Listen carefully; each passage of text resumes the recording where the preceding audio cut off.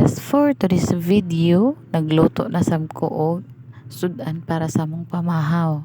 Giluto bishes kalabasa with noodles. Kibali ako na siyang gisahon sa ang kalabasa. Tapos pag mahumok na siya, ako na pagbutangan og noodles. Ni among sudan dito sa mua guys, katong napami sa bukid. Di jud na ako ni malimtan nga nilutuan sa akong mama.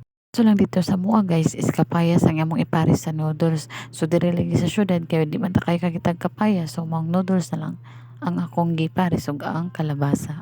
Panang noodles guys, mahal na kay noodles karon tag 12 na sa una tag 8 raman to tag 5 karon 12 na gud siya guys. So mao to kay ni humok naman ang kalabasa gibutangan ako gamig tubig aron dili siya mauga. So mao to ako na pong gibutangan og noodles. Then pagkahuman na bisya, syempre butangan po nato na og katong iyahang seasoning para pud malamian ang atoang niluto.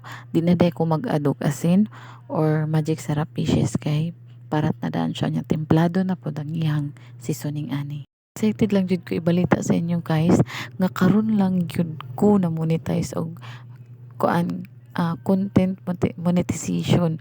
Grabe yun akong kalipay kagaina guys anak ko nga maningkamot na jud ko upload og mga video para syempre ang atong goal is maka-earning jud tapos maka-help ta sa atong ginikanan.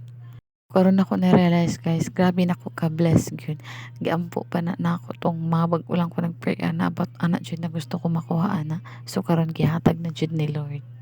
So ako magpasalamat jud kog dako sa inyo ha guys tungod sa inyo sa akong mga bishes. Kung wala mo, wala sad ko. Salamat kayo sa inyong tanan, sa tanan ako followers, sa mga non-followers kanay tanaw sa akong mga video, ni comment sa akong mga post. Salamat jud kayo sa inyo ha. Kung wala mo, wala sad ko.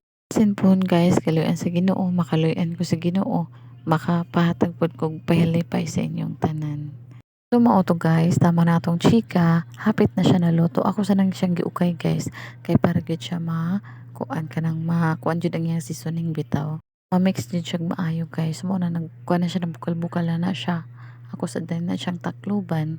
Then gibutangan sa ako og tubig before na ako takluban. Kay para di siya mahubas bishes. Kay ug mahubas siya lain na pud kaayo na tan-awan ninyo bishes so nagbukal-bukal gud siya diha. So mao to guys, salamat kayo sa inyong tanan. Tana di mo magsawa mag-support sa ako ah. Bye.